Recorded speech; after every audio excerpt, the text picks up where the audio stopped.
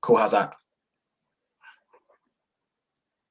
Okay, hold on. Test. That is way too long, dude. That is way too long.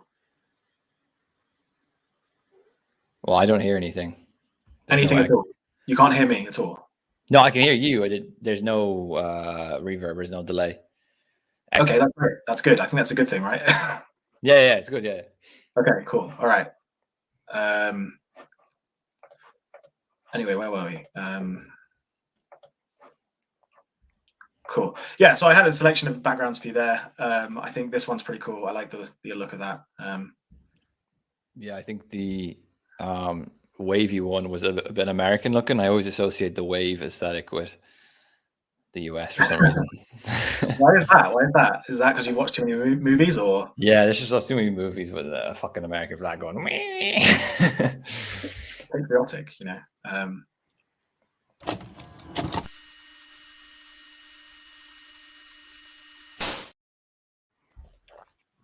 Okay, so just to kind of jump in here a little bit, I was thinking about this, and there's two sides to the kind of organ harvesting, organ donation coin, I think. Because one side is that it's a miracle that we can do that, right?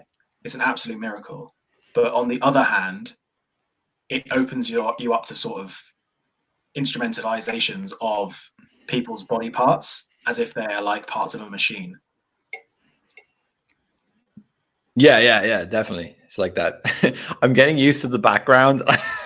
I'm still getting used to this background. I'm like, welcome to the Marxist-Leninist podcast. It's not what it looks like. But yeah, it's definitely like that, like typical scientific progress thing. It's like, oh, look at this miracle thing we can do, and then as soon as you open up that door, it's like, oh, look at this other thing we can do, which is way more evil than anything we could do before. You know? Yeah, no, I'm hoping with the flag and stuff, especially if it's on a thumbnail, that it sort of attracts that crowd, and we get a new stream of subscribers from the left. Yeah, definitely. Well, get some tangies in here and have some fun. Some Maoists, some like Maoist lefty kind of people. See what they think. Well, if you're a supporter of the Chinese Communist Party, we're about to blow the lid off the whole thing right here. We're gonna unveil. Well, actually, no, because actually, what I was thinking about this from a geopolitical perspective is that it's not just a Chinese problem. No, but it's because, well, maybe we should explain like what is it exactly we're going to be talking about. What is the organ? Yeah, donation? So I've been doing some reading on a very specific book that has like eyewitness and first-hand accounts and stuff that I'm going to go into a little bit. But yeah, I guess if you, from a geopolitical standpoint, I think that it would be great if you could give like an overview of that. Yeah, well, so we're gonna talk about China's organ trafficking, and this is like basically it's not complicated. It's like literally people, if you want a new liver or a new kidney, and if you're rich, there's I'm not sure like if people still do it, but there was definitely a thing over the past few decades where you could go to China and basically you'd have a very quick, efficient procedure of a new organ put into you. But it turns out the organs most of the time are coming from executed prisoners. Yeah. From what's the group called again? The kind of like group that's being kind of put in these big kind of, well, basically gulags, right? Yeah. The group is called Falun Gong, and they're basically like a new age spiritual movement, or they were kind of, sorry. So it's very like a noughties thing, and a lot of this stuff happened in like the early noughties, I believe, and in the late 90s.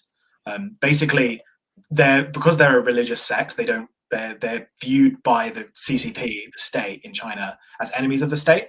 But they're actually quite like, they were a considerable amount of the Chinese population. So like you said, it's one of those things where you see it happening with the Uyghurs today, but back in the day it was these Falun Gong people. Are you interested in seeing the main emblem for the Falun Gong people? Yeah, go for it. Yeah, I've never heard of them until you sent me that documentary to watch. I've never heard of them before, so you go for it. Yeah, I'll put that documentary in the description for people because it's actually a good watch. It's not. I might join their religion after this if I feel if I feel angry enough. Wait till you see their logo first, and then maybe you'll change your mind. I want to go there, please.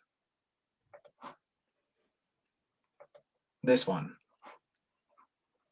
what the fuck? Based, absolutely based, if you ask me. But isn't that an old Buddhist or Hindu symbol? Oh, it And 100, then yeah, 100% is. It's the Nazis they turned it the other way appropriated. and put it on its side, which is interesting because that reminds me very much the kind of, because like I said, it's backwards and also tilted another 45 degrees for the National Socialists. But it's quite interesting how Oh, you're right. Yeah. similar things are done by Satanists where they invert the cross. Yeah. I'm interested to see what other symbols actually have that sort of inversion that's been done to them. It's also interesting because them as a people have become renowned due to the fact that they've basically been put in a camp and being medically forced into medical procedures, which is right. So there's another kind of connection there. Well, their choice of flag is very interesting in that sense too. Like so. But yeah, that's pretty crazy. But like, I'm sure most people will have never even heard of them before because I mean, I like to think of myself as someone who knows things, and I never heard of them before until you sent me the documentary. So, yeah, crazy. Yeah. Well, I mean, these guys that made that documentary, they also put this book out basically. Was it a BBC documentary? It's on that channel Real Stories, so I'm not sure if it's like a BBC thing or some other thing, but it's just been kind of regurgitated up into YouTube these days. So yeah, this is kind of like the main source I was going through this week just to prep for this. I've got it digitally, and I didn't buy it on Amazon because it's about £200 to buy it, so I didn't do that. So I'm sure people who read a lot of like stuff online or need to reference stuff online use a very similar service / method to me to getting this sort of stuff. But yeah, I do as well. Yeah. And also, yeah, it's one of those things where, that £200 is from a secondhand seller. It's not like it's going back to the people who wrote the book. But anyway, there's me justifying my communist stealing intellectual property ways. Yeah, so basically the two guys that made that documentary are the same guys that wrote this book. So David Matthias and David Kilgore. They basically noticed a discrepancy between the number of executions happening in China and the number of organ transplants. It just kind of didn't match up at all. So they basically noticed that in 2005, there were 20,000 organ transplants that year in China, which is second only to the USA. And interestingly, the source for that number is a newspaper called China Daily, and which is a British-based arm of the CCP. So the CCP themselves said that's exactly how many transplants this year. Obviously said it was a miracle that they were able to do that many and catching up with the USA and that sort of stuff. But they didn't think somebody's going to go, hold on, those numbers don't make any fucking sense. Yeah, exactly. But these guys, I mean, most people don't is the problem. But these guys, they picked up on it and actually decided to, do something about raising awareness of it. But yeah, basically there was more transplants happening. There's 20,000 more transplants than there are identifiable sources from family members or just otherwise. And also, even if the executing prisoners thing, so a lot of China only started admitting that it was executing prisoners for their organs in 2005. Like if someone was on death row and they were executed, then they would use their organs as donations, which I'd like to hear what you think about that in terms of ethics, but we'll rewind back to that in a second. But yeah, long story short, there was more transplants going on than there was like ways to identify. I mean, obviously it's a bit murky because it's China, even, and this is, 2005. So, the internet's not quite so rabid in its, devouring of information and, stopping information, liberating information and just getting out there. But yeah, basically it just has a very weird alignment when they find that discrepancy between the number of transplants and the number of identifiable sources. There's a big gap there, and it's very much that gap matches up with the amount of these Falun Gong religious people who went to those concentration camps. But obviously, yeah, these things about the concentration camps are published by anti-China sources like the Epoch Times and stuff like that. So I mean, although I definitely wouldn't call myself pro-China. Yeah, fair. Yeah, it's one of those things where we're just never going to know. I don't think. Yeah, like I think the documentary even you sent me, like I had no doubt that this was happening. Yeah. But it annoyed me sometimes. It was a bit like that kind of early 2000s, kind of like a post 9/11 kind of liberal arrogance of like, all these oppressed people around the world, if we just gather hand in hand and adopt all of these liberal values, the world will be saved. And like my constant thought throughout the whole documentary was like, yeah, but who are these rich liberals who are going over there to get these fucking organ transplants? Yeah. Like this is not like a China exclusive issue. It's just that, like it's just that China is like just unfortunately the kind of industrial experimentation warehouse for the rest of the world. So all the most horrible stuff happens there because they're sort of like a technologically advanced super state who have like no ethical restrictions when it comes to certain things to do with biopolitics, basically. Yeah, I think your use of the word biopolitics is perfect there. I just to rewind a little bit. Just I know because you're big on Plato. Yep. Reading the statement that maybe we should use prisoners who are on death row's organs for organ donations almost sounds like something you would read out of the Republic. Yeah, it's like, yeah, I mean, like, Plato definitely, if you read the Republic, he definitely doesn't hold some sort of kind of modern liberal pieties or anything like that. So I don't know. I mean, like, do people in the cave get their kidneys removed? Right. Like Exactly. Yeah. I think that it's hard to imagine. Like, it's hard to really perceive Plato in having to think of what Plato would think about this issue, because I think this issue is so much a kind of industrial scale issue. Mhm. It's kind of an issue for large scale industrial societies, and Plato's society was not like that. So it's kind of Yeah. hard for me to imagine what he would say. Like, Plato has no sort of like modern liberal pieties and so on. So like from a liberal perspective, I don't think he would care. But from the perspective of like, I like, maybe I don't know. It's a very good question. I actually don't know what Plato would think about this. Yeah. It's tricky to know. But yeah, so basically, this Kilgore Matas report came out in 2006, 2007, and sort of caused kind of an earthquake, really. And Yeah. these Falun Gong people, they're not just China; they had like a decent following worldwide. And like I said, it seems like a very kind of hokey new age thing, but it was a challenge to the authority of the Chinese Communist Party. So they, not only did they see the opportunity, not only did they have to do something about it because it serves as a threat to their authority over people's inner spiritual life, but Mm. also because it seems that there might have been a convenient way to get lots and lots of organs.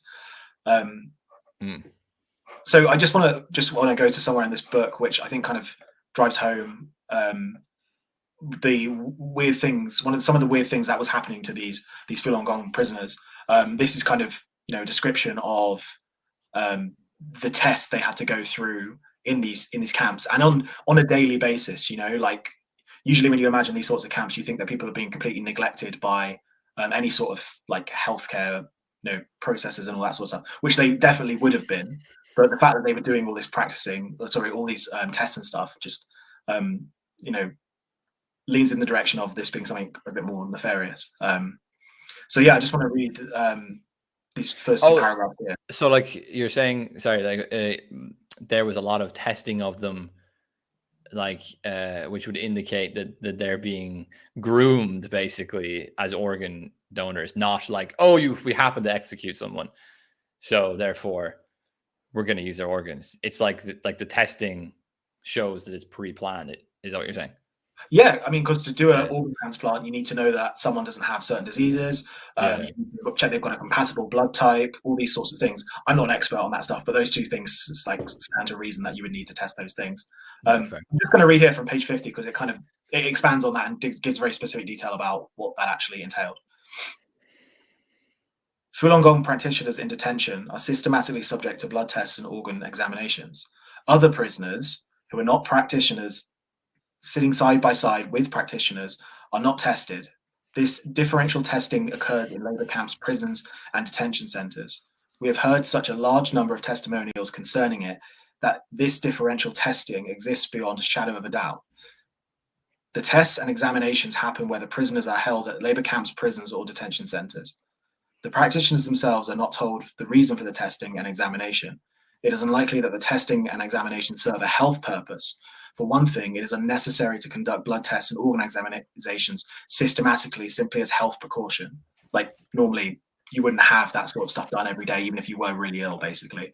Yeah. For another, the health of the Falun Gong in detention is disregarded in so many other ways. It is implausible that the authorities would do blood tests and organ examinations on Falun Gong as a precautionary health measure. So it's just the fact that they were in there with, you know, other prisoners who were not being tested, but were in exactly the same conditions as them. But they were seen as an easy target because they were, you know, enemies of the state, as the CCP would put it.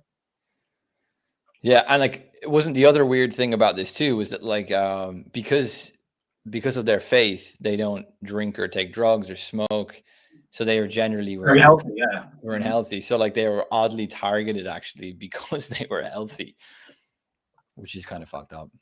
Yeah, it's pretty dark stuff if you ask me. Like, but this reminds me a little bit because I had a conversation about Philip Reef with Daniel Garner like a few months ago, and he talks about the therapeutic culture, and this is a much more extreme example than what we were talking about, but there's a kind of breakup of health practices, medical practices with any larger ethical system.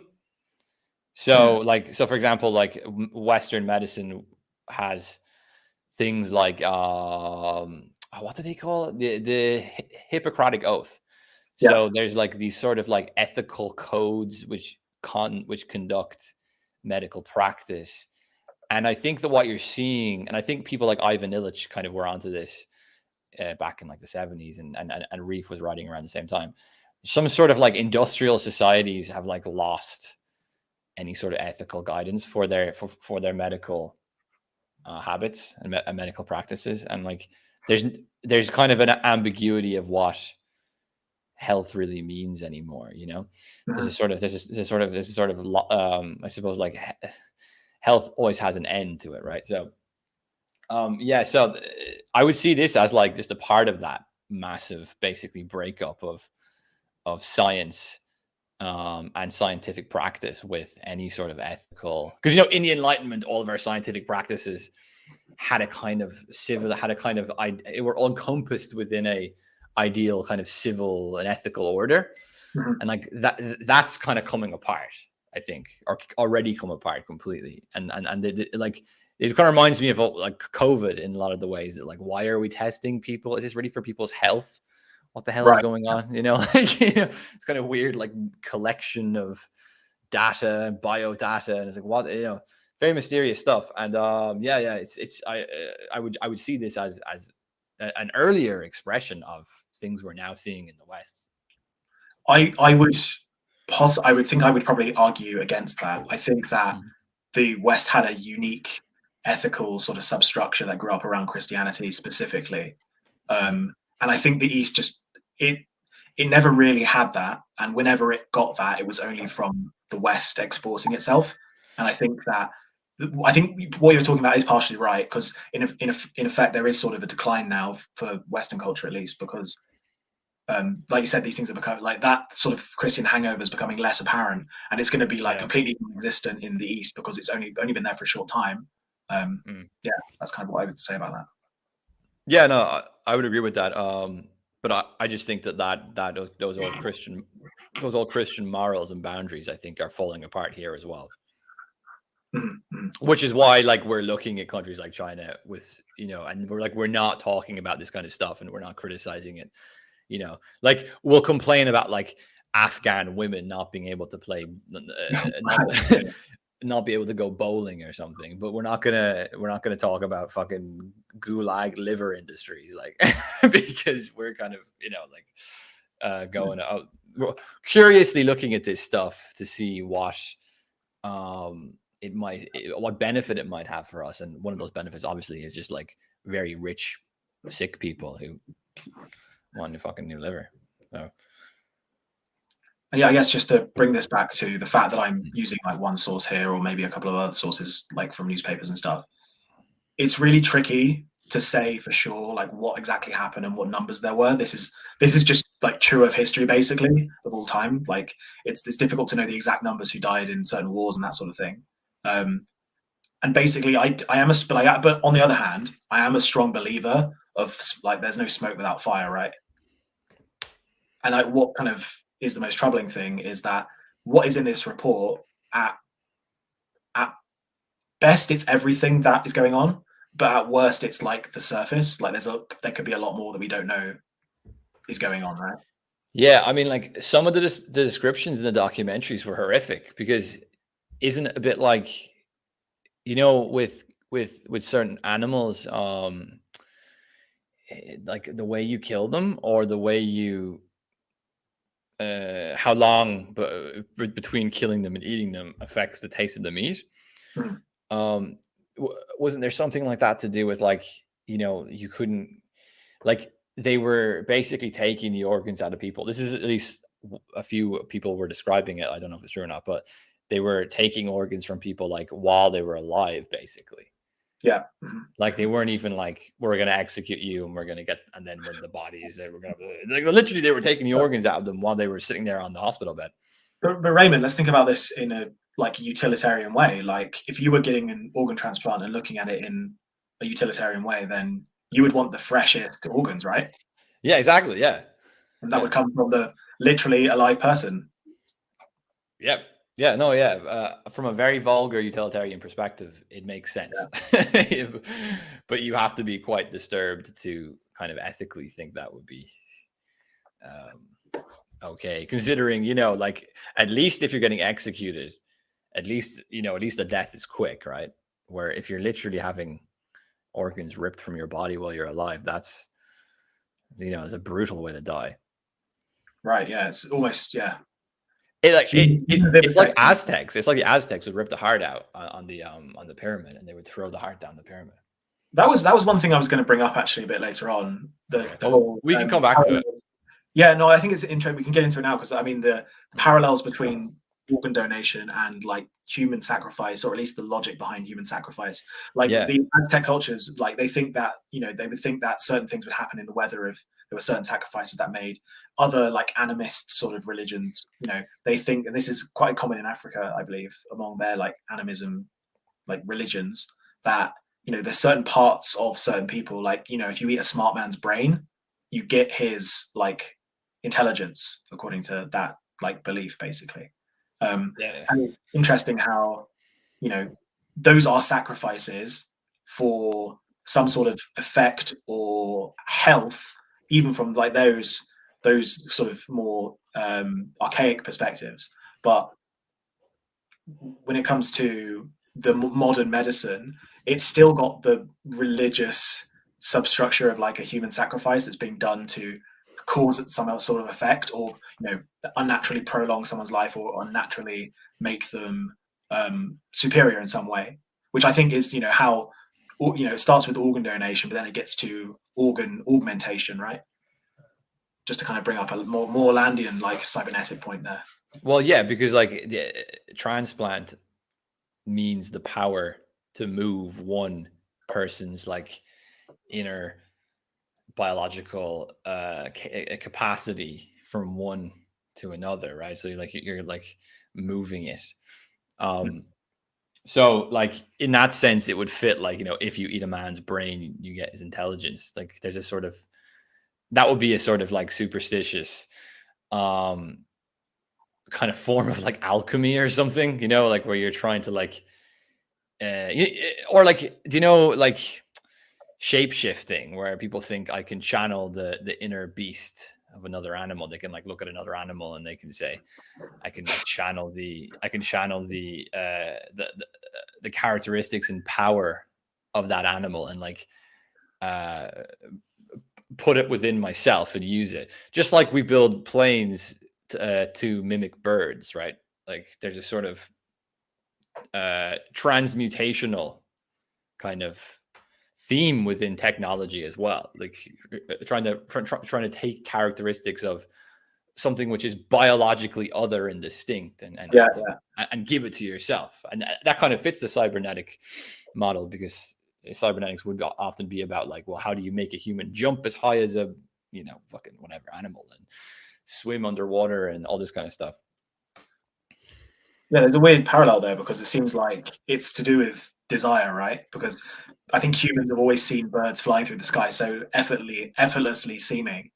And I guess, most people's like, if you could have a superpower, what would it be? Loads of people say fly, which I find quite interesting. Yeah.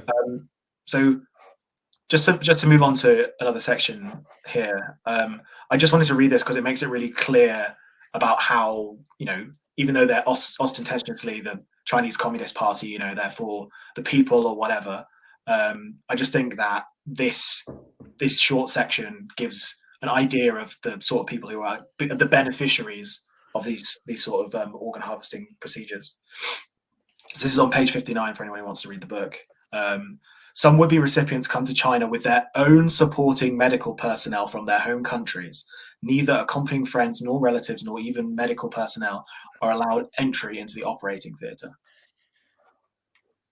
So these generally are going to be people who have the potential to have their own medical personnel come with them to China to harvest these organs. So very, very rich people, because even if you're wealthy, you don't have your own medical personnel.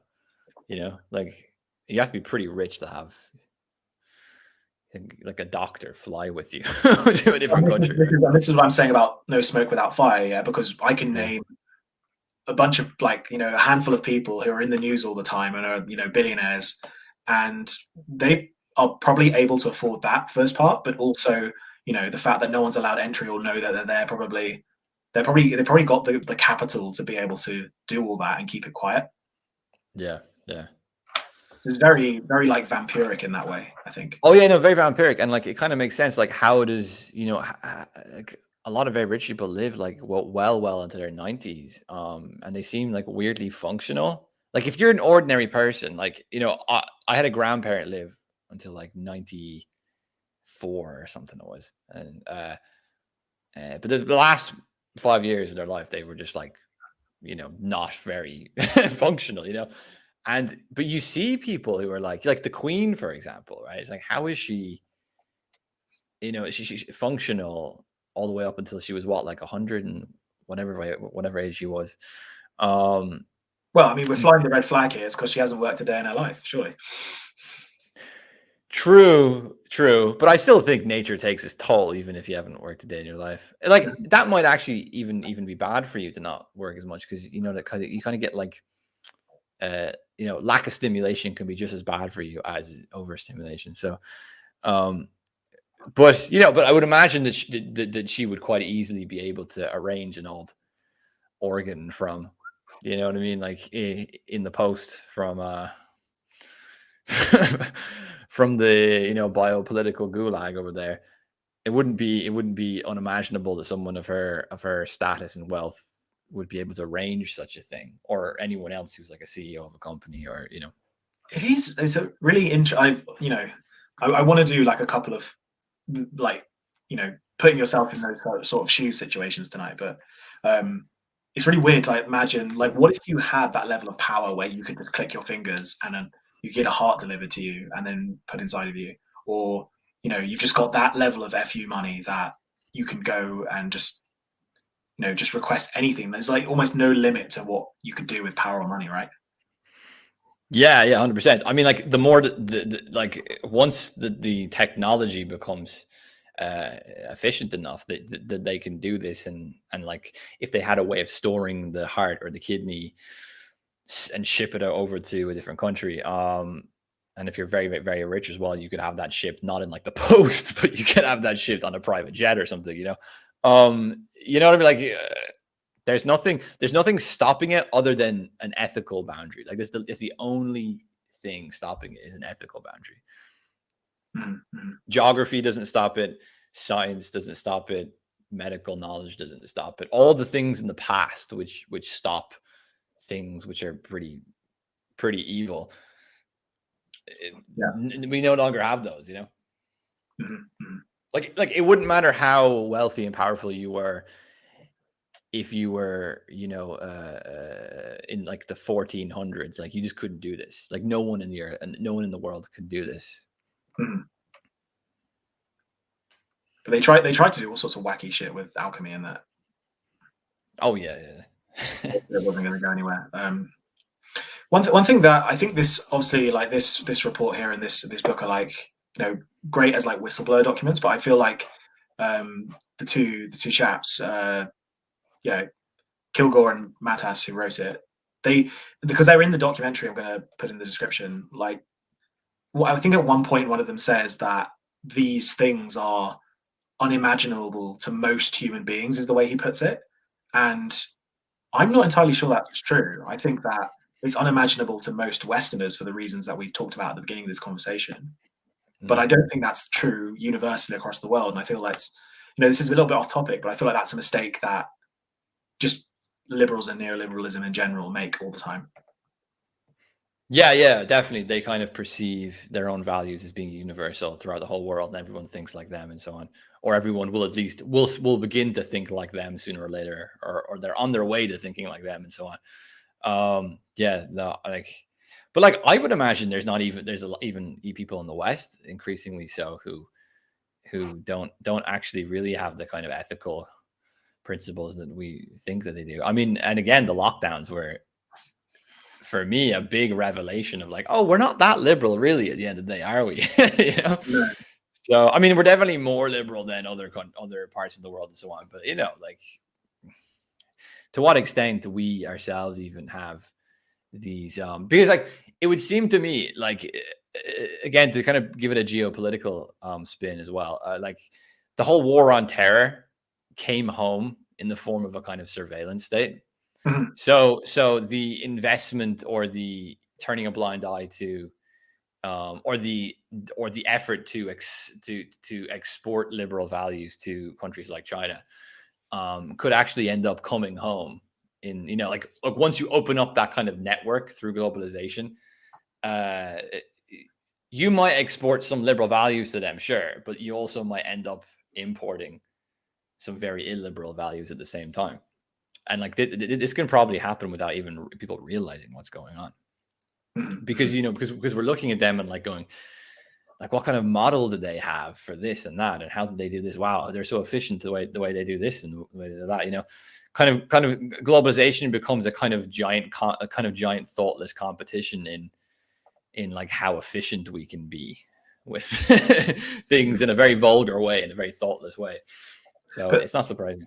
So actually, okay, yeah, I think with the events of the past 3 years, I think what's become clear to me is that people are very easily led, actually, and probably the people you're surprised to see be led.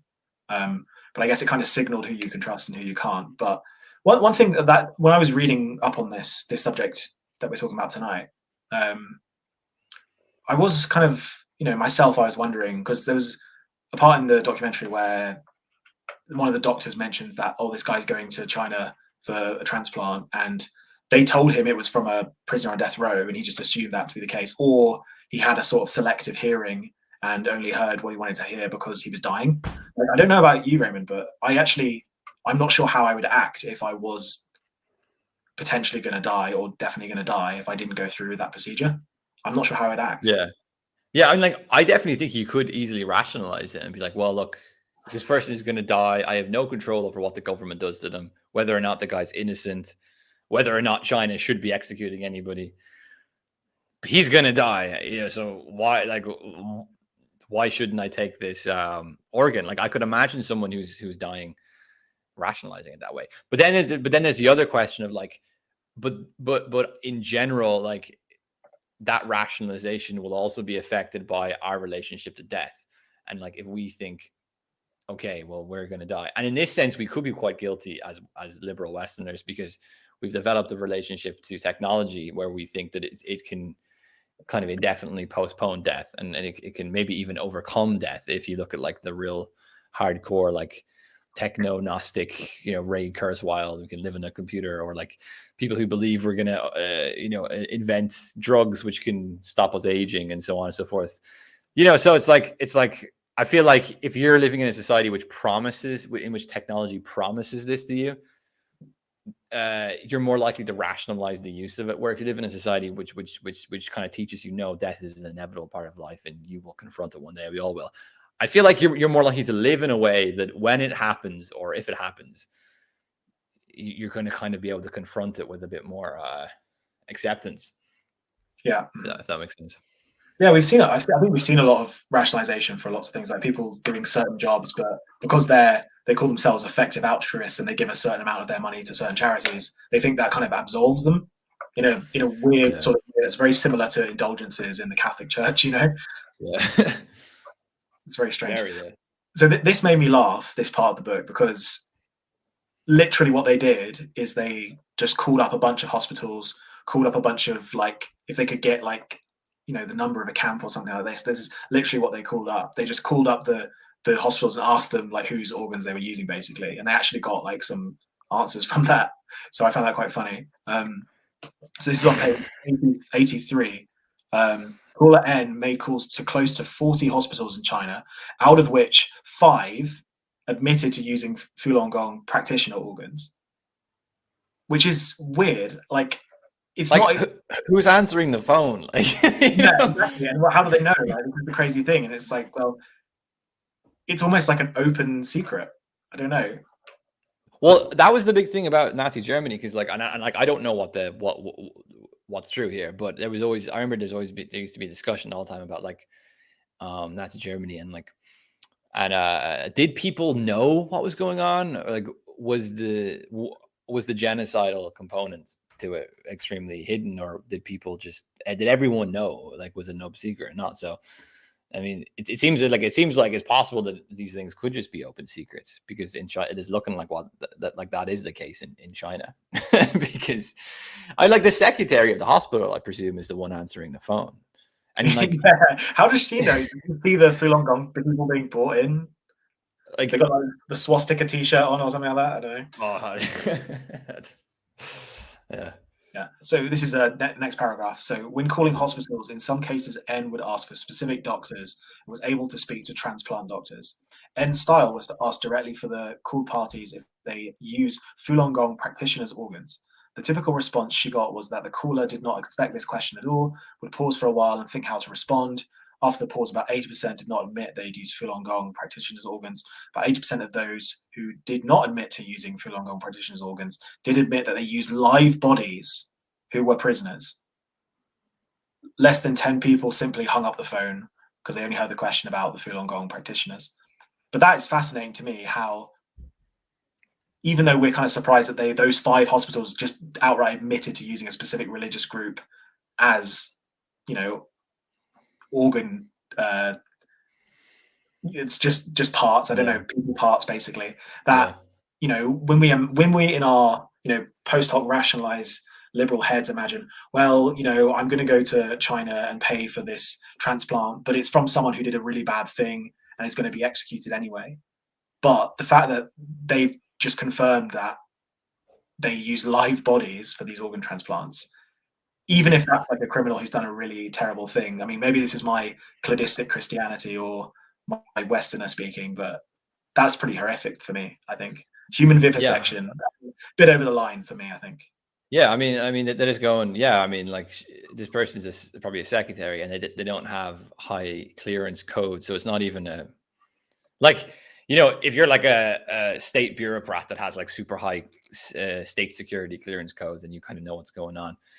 At least then it's a secret. But this is just it seems like they know about it, and like, it's what's incredible to me is that they don't say to themselves, okay, so these people are being gathered and arrested clearly because there's a very lucrative industry of organ harvesting. And like, put aside the organ harvesting even for a second, the fact that there's a lucrative industry which motivates the mass incarceration of people would worry me, because then I would worry about the justice system and what it means anymore to be convicted of a crime or of a affiliation with a terrorist group or so on.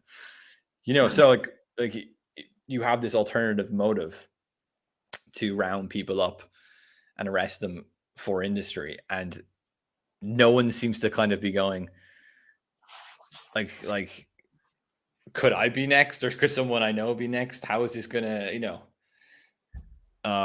snowball and so on? They don't really have that sort of that sense of concern about that.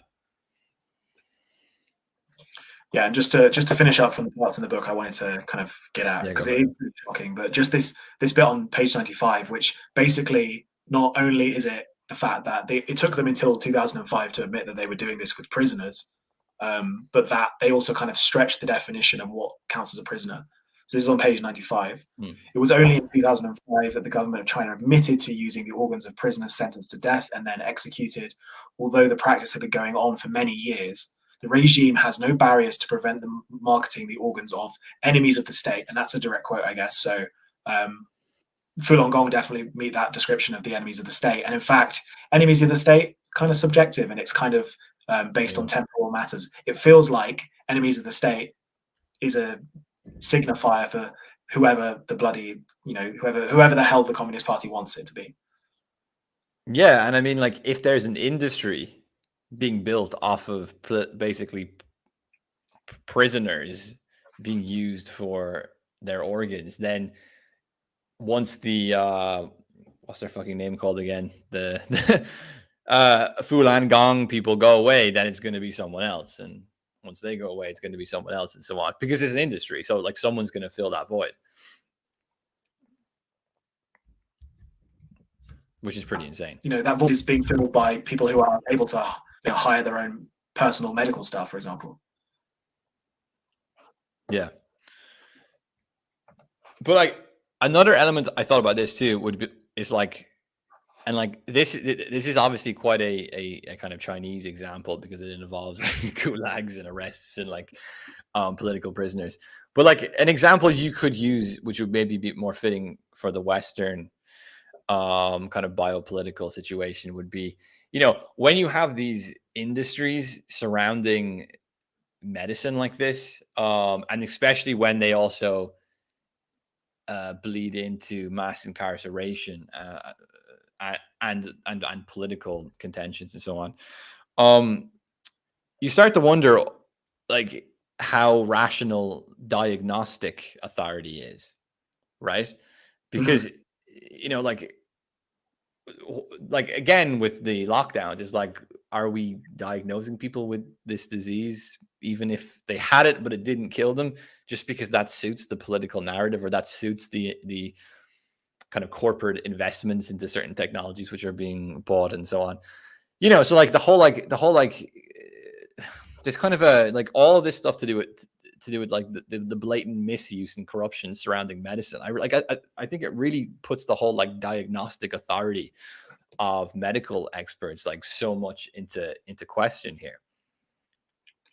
Yeah, I think this is one of the problems with modern medicine, is that, especially Western medicine, is that, well, no, I guess the kind of traditional medicines of the East have this as well, is it's very active, like if you have a specific problem, there's something you need to go and buy to sort it out. Yeah. And for example, people have been suffering with headaches for as long as there were people, right? But it's only very recently that we feel the need to immediately go and get a pill for the headache, for something that definitely isn't lethal and will eventually go away, Yeah. Yeah. Well, actually, like, to bring Plato back into it, because we talked about Plato earlier, he actually does point this out in the Republic. He says in terms of medicine, and this is a very like illiberal view that would be offensive to modern people, but he says if you have something wrong with you, if there's an immediate cure, or there's an immediate solution, that's fine. That's what medicine is for. But if it's a kind of chronic problem and it's just something to do with which can't be immediately cured, or if you just can't get rid of it and you just have to learn how to live with it, then you shouldn't be considered like a someone who's worth medical attention. Basically, like medical attention should only be for those who have something which is obvious and that you can immediately cure. And he even has a kind of brutal, well, Socrates at least has like a brutal part in it where he says, like, if you're in this kind of chronic category, you should just be left alone. Like if you're going to die because of it or something, and it doesn't matter. It doesn't matter. Like, so there is something to, I think, the kind of the overactivity of modern medicine, where something which is chronic and can't be fixed, there's a solution for it, but it's not really a solution. It's a sort of a addictive coping mechanism, Yeah. which is exactly what's going on with the opioid crisis in the Midwest in the US, right? You've got these pharmaceutical industries which are making massive amounts of money off basically ruining people's lives with clearly addictive painkillers, which don't cure anything other than numb the symptom pain. They don't actually get rid of the underlying cause of the pain and so on. Right. This kind of comes back. I think you mentioned this at the beginning, that pain is actually kind of a useful thing. Like, it actually serves a purpose, and it's not always like evident that we should want to get rid of that. Yeah, I think you're right. I think the classics, they don't seem to have that complete and utter dogmatic aversion to I don't know why I call it a euthanistic or suicidal tendency, sort of, because Christianity definitely does not like that, but the classics don't seem to have that level of like dogmatism towards it. They're kind of, at least the philosophers are more open to that sort of idea. I think they have a higher value of pain endurance. Like, they think that life should be somewhat about being able to endure discomfort and pain. Where I think that perhaps I'm not sure where Christianity stands on this, but certainly the modern technologically advanced societies certainly view pain as like a problem to be fixed. So anyway, I wanted to go through some of the prices here. So they don't call it the black market, this organ market. They call it the red market. The red market, Jesus. And like I did a bit of digging into this. So I've got statistics from the cost of the organs in the US. This is obviously not red market stuff. This is actually like reported stuff and the amount of money that needs to be paid for the operation, all that sort of stuff. But the first source I have is from China, but it's in 2006, so the prices are a bit off because of inflation, all that sort of stuff. But the one from China is more of a red market sort of pricing, and the ones that I got for 2020 here are more of a legit pricing for the US. But basically, it's the price of an organ is not just because some organs cost a lot more than others, but also this is something that I'm like, oh, that makes sense from our prejudices, but I did think about it before, with the fact that the price of the organ also depends on the country of origin. Yeah. So, for example, an organ that's from a citizen of the USA is worth the most. China's somewhere in the middle, and the organ that's worth the least, or one of the organs that's worth the least, is an organ from India, for example. So I found that quite interesting. I don't know what you make of that. Is that based on any sort of like medical criteria, or is that just based on sort of like? It's a prejudice. I think it's that reason, because I mean, there's lots of different kinds of people living in the US. There's not just like one type of US person, is there? It's not. Yeah, there's a lot of unhealthy people in the US. Probably more unhealthy people than in China. Like, so. Yeah, exactly. I mean, although with China's smoking problem, I don't know if I'd want a pair of lungs. Fair enough. Yeah, fair. Yeah. Depends on the organ, I think. As long as I'm not getting an American stomach, that's fine. Yeah, that's what I was thinking. So sorry, Americans. We love you, really. Okay, so in 2020, how much do you reckon a heart transplant cost in the US? In the US, 200,000. No, 1.6 million. Jesus fucking Christ. Yeah. And so, surprisingly, the second most expensive was an intestine. So a whole intestine at 1.2 million, but I guess that's because of the complexity of the machinery. Yeah, I would imagine it's to do with the complexity of the procedure.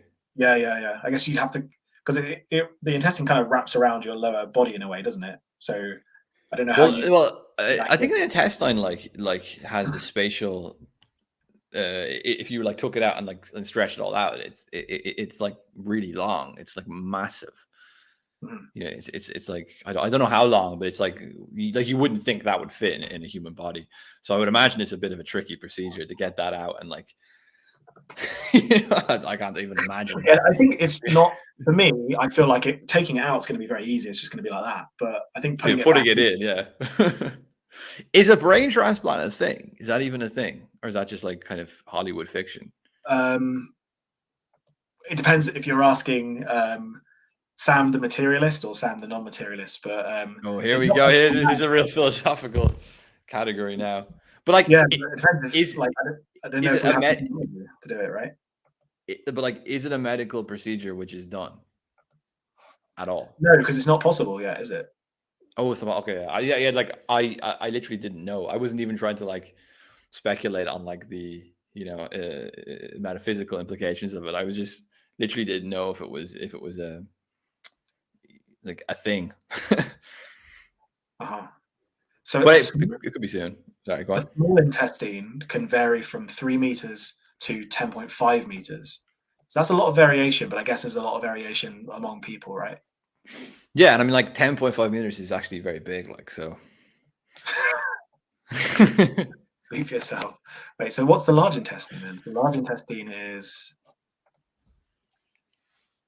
uh, 65 inches or 166 centimeters. Sounds like this large intestine is shorter than the small intestine. Is that right? I Okay, don't know.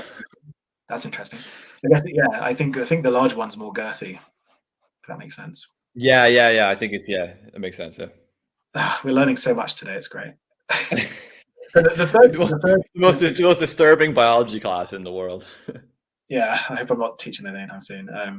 Yeah, the third most expensive one surprised me, but when you think about it, it makes sense. So the third most expensive one was bone marrow at 1 million. Yeah, that kind of makes sense. That sounds tricky. Yeah, I guess the same as the intestine, right? It's the complexity of all the different places where that would have to be replaced in, I guess. Yeah. You can get a lung for around 1 million as well, which is pretty good. But that's only the single lung. You can't. You need to pay twice to get both. I think. Do you need to though? I don't know. No, I think you can have one. I think some people survive with one. You probably just can't hold Okay. your breath for very long, but yeah. Well, also, I'm imagining a situation where someone gets a punctured lung or something and just needs the one replacement. A Yeah. bit like a car. It just feels so Yeah. weird to think about human beings in this way. It's so weird. Yeah. So 800,000 for a liver, around 450 for a kidney, 400,000 for a pancreas, and 32,000 for a cornea. Sorry, that's behind your eyes, I believe, right? Yeah. That must be for blind people. Yeah. Yeah. Yeah. And so just comparing that to China, at least in 2006, and I think it's a bit out of whack because of inflation and stuff, but the heart was all the way down at 130,000 to 160,000. I think even with inflation applied to that, with the time difference, I think it's still a lot cheaper on the China side of things than it is on the US side of things. Yeah. 100%. I mean, and that radically changes the whole perspective because the amount of people that can afford a 1.5 million transplant are very, very little. But the amount of people that could afford how much you say, like 150,000, was it 200,000? The source from China, which is from that book, is Yeah. it's like ambiguous because I guess because it's a red market, right? It really there's a lot of variation. It's not like a fixed medical thing, right? So Yeah. here it says it's 130,000 to 160,000. So it could be between those two, I guess. See, like that Depending on entirely whether moves. they're Indian, I guess, or something like that. I don't know. But like one over 1 million, 1.5 million to 100, let's say 150,000 is such a massive difference. Like that moves the whole economic bracket of people being people that are able to pay for that from a very, very tiny elite to a kind of middle and upper middle class can suddenly get in on that, So that's Yeah, especially I mean, it's difficult. It's difficult to put a price on a life, right? yeah, I It know, could but be anything, right? just from the mere perspective of like economic participation in something, just like a cars when they first came out were really expensive, only a few people could have them, and then eventually they start mass producing them, and then you know everyone can afford one, that kind of thing. So yeah, I don't have a complete list for China, but just to give you kind of an idea, um, the kidneys around the same as our heart, so 160,000 to 180,000. Pancreas 150,000. a lung 150,000 up to 170,000, and then you've got 98,000 to 130,000 for a liver, and then 30,000 for corneas again. But it's interesting because they mentioned that, you know, in China you'd have to pay an extra fee of 27,000 just for the operation as well. But yeah, because we all know that like medical tourism already exists, right? And this is just the unsavory side of that, I guess. Yeah, it is. It's the nightmarish, ghoulish side to global capitalism and modern medicine mixed together. So yeah, it's pretty. Do you have any more things to quote there? Because I wanted to bring up an interesting curveball into all of this, which I think is going to happen. Maybe, well, not maybe not going to happen soon, but that's all my boring quotes and stats. But I thought I wanted to share with people what I read so they can be as disturbed as I am, basically. Well, no, I think the pricing of this stuff is really important because, as I said before, like it completely determines how many people are going to be able to try participate in this sort of stuff, and that determines then a lot of the policy we're going to have around it. Because if it's a very small elite group of people are doing something, it's very different to it being, you know, a more widespread issue. But even if they started, so they're kind of guilty of starting it, but you know what I mean. So one thing I could imagine here is like, you know, I don't know how far this could away, if this is ever possible, or how far away it could be, but human cloning technology. Yeah, you could easily be like, well, look, it's wrong to get a prisoner because you know all the political and ethical issues. It's wrong to just go to a third world country and just, you know, basically use people as what is ultimately like kind of organ slavery. But what if we clone, you know, like these biological beings and use them as the organ harvesting? Yeah. I mean, what do you think about that? Is that unethical? What if that clone never becomes conscious? What if the clone is stuck in the matrix until it's time to be harvested? Is that still wrong? See, I don't know. I don't have a simple answer for this, but I could definitely see it accelerating. I could see issues like this accelerating the sort of technological race to clone. And I know they have cloned in the 90s a sheep called Dolly. That was like, so it's possible to clone a sheep. If you can clone a human, I suppose if you can clone a sheep, you're a hell of a lot closer to cloning a human. So I would be, sorry to butt in, but I would be really surprised if China hasn't already, or some similar country hasn't already done cloned a human being. I'd be very surprised if they haven't. I'd be shocked.